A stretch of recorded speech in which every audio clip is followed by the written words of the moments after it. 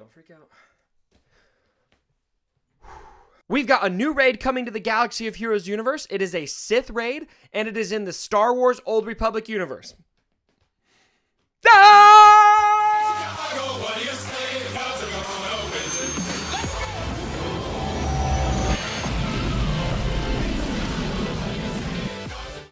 That's right, we are getting a new raid in the game. It is extended universe content. Hold on to your butts. Let's get into this announcement. I am so excited to tell you guys about this. When I got this announcement at work today, I think my productivity went from, you know, wherever it was to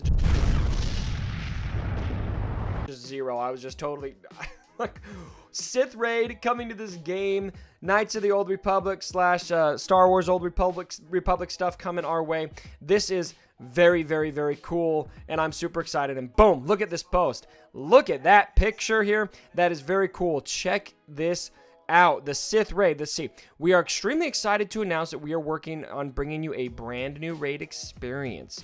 This new raid takes place in the Star Wars Old Republic time frame, so not Knights of the Old Republic, but Star Wars Old Republic, and allows players to take on the Sith Triumvirate. Where did we hear about that before? I don't know. Of Darth Nihilus, Darth Sion, and Darth Traya. The raid will come out with our upcoming quality of life update. So we are also receiving a quality of life update, which is super awesome. We'll get into some of the details of what might be coming there here in just a second. I just want to talk about the raid first.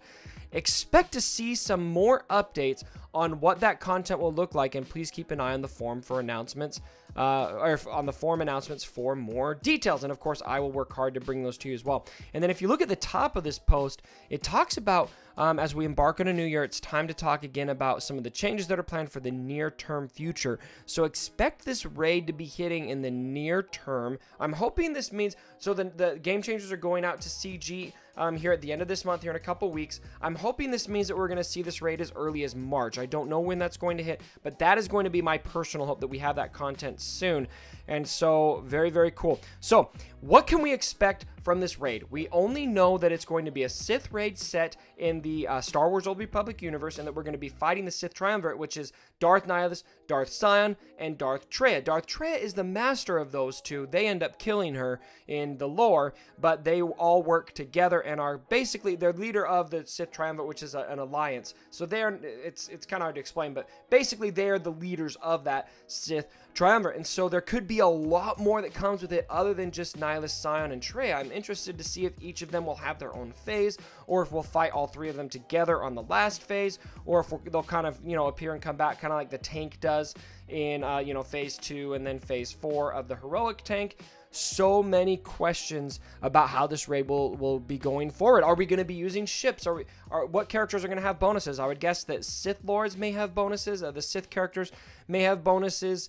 Maybe KOTOR / SWTOR characters will have bonuses. That remains to be seen as well, but I would definitely want to be farming a lot of those characters that we're dropping hints on, especially Sith Assassin. I would probably want to have Sith Trooper and that kind of thing going forward. But some other questions I have about this. The last time we got a raid was when we had the heroic tank drop, and the level cap, if I remember right, the level cap increased at that point to 85, and we also had a gear tier increase. And so I'm wondering, we just had a gear tier increase, so I'm sure that's not changing, but I wonder if this could usher in the level cap increase to 90. That's total speculation. I'm not sure if that's going to happen or if that's even on the table, but I'm interested to see if that will happen as well. And then, of course, what are the rewards going to be for this raid? Are we going to have maybe Darth Traya and Darth Sion as raid rewards? Are we going to get them to use in the raid somehow? It doesn't really make sense because those are the bosses we seem to be facing. But who's that going to be? Maybe we're going to have a raid character like Darth Malgus or Malik, or dare I say Darth Revan. I don't think it will be Darth Revan because CG has said that this stuff that we're going out to CG for is not Darth Revan.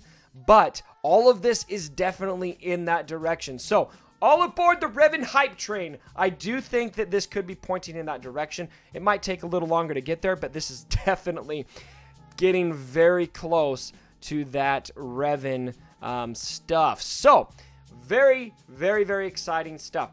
We also have quality of life improvements coming with this update, so let's talk about those. So skipping ahead to the finer details here, it says the upcoming quality of life updates fulfills those objectives in a few ways. So it talks about a few things up here that they're going to be looking for. So number 1, fix the raid tickets display. Yes, that is really nice. In January, we rolled out a partial fix that will be followed by a full fix to guilds that will serve as a time saver for officers and leaders in managing player activities. Can I get an amen? All of you guild leaders out there, that is really exciting to see. Additional simming. Time savings in routine activities were a big part of last year's quality of life update, and this one is no different. Galactic War is one of the largest player time sinks, and we're looking to alleviate it.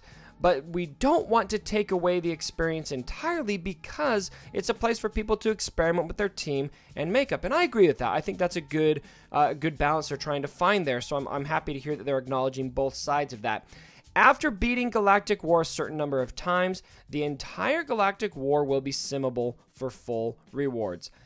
Hallelujah! That is awesome. Okay, a lot of people are going to be really happy to see that. I can't wait to see how that works exactly.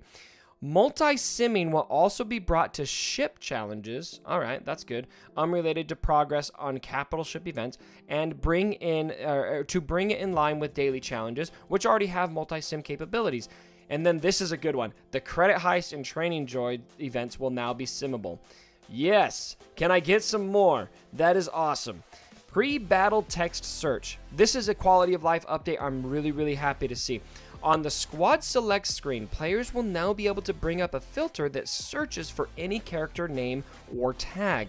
This will help the creation of squads without having to go in and out of the character inventory page.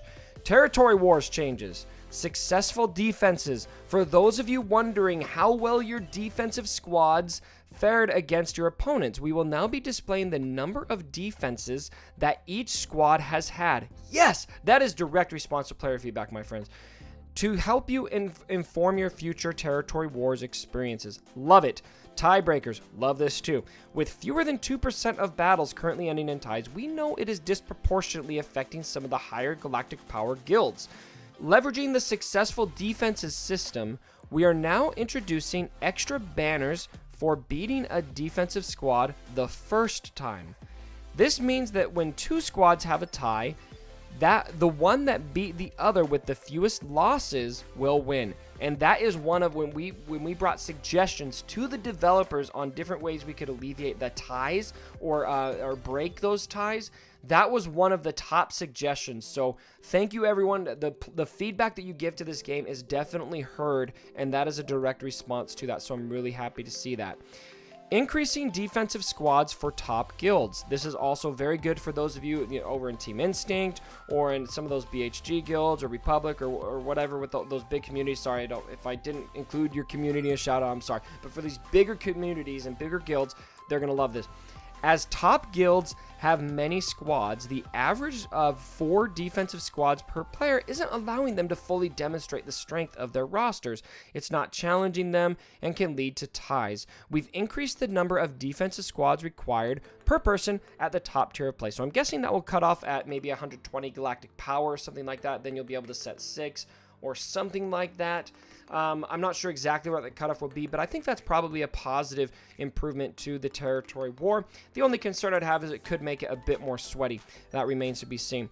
There are more fixes and improvements coming in the quality of update release, or quality of life release, and those will be detailed more fully in the release notes. So I am really hoping that mod management is included in that, because we do not see any mention of mods here, and that to me is the most needed quality of life update. So fingers crossed that is also going to be part of it. And then we have a few more details here. Wicked Night Sisters and character release cadence. We recently made the following character shards available in shipments. Going forward, you also see them in more traditional farming locations. These characters will also continue to appear as rewards in their respective recurring events. So we got Wicked, Mother Talzin, Night Sister Zombie, and Night Sister Spirit. That is very good. Listen to this. After listening to the feedback and collecting player data, it's clear that our efforts to make the distribution of these faction-defining characters special by having them farmable exclusively behind recurrent events has caused confusion on how marquee characters are released. In the future, we will be working harder to preserve the integrity of the character release cadence by ensuring that characters released via the marquee event cycle through the game in a more standardized fashion within clearly defined periods of time. Characters released via territory battles, legendary events, heroes journeys, and other special occasions will continue to have a more unique and challenging farming schedule. I think that's a very positive change. I'm happy to see this announcement, and I'm really curious to see exactly where they're going to go, especially because I don't know about you guys, but I really want a 7-star Mother Talzin as soon as possible. All right, my friends, so what do you think about this update? I don't know about you. I am chomping at the bit to get more information about this Sith raid. That, to me, is probably the most exciting news to drop in this game since territory battles. This is super, super exciting. I'm really excited to see how this raid will work with extended universe stuff. There's so much potential. And I know all of you love the extended universe, at least a lot of you do, and so I really hope that this is building towards a Revan release. I know that's a character all of us are just dying to get our hands on, and so it makes sense to me that we would be doing it in a very slow way, where we're building up towards Revan. Okay, so we got the Sith Marauder today. We have a raid now announced that's going to include the Sith Triumvirate, which definitely have connections to Revan. And so I really think that this is a very, very exciting time to be playing this game. I hope you guys are as jacked as I am.